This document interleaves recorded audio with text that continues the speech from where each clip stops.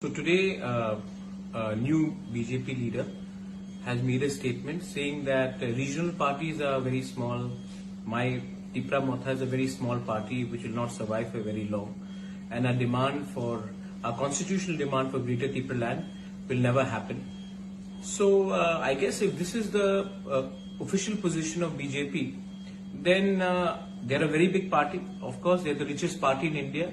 They have a much bigger, stronger organizational strength than us. That's what they claim. We are a small regional party, chota party hai hum log. But if BJP is such a big party in Tripura, I think they should prepare to fight in all the 60 seats after today's statement.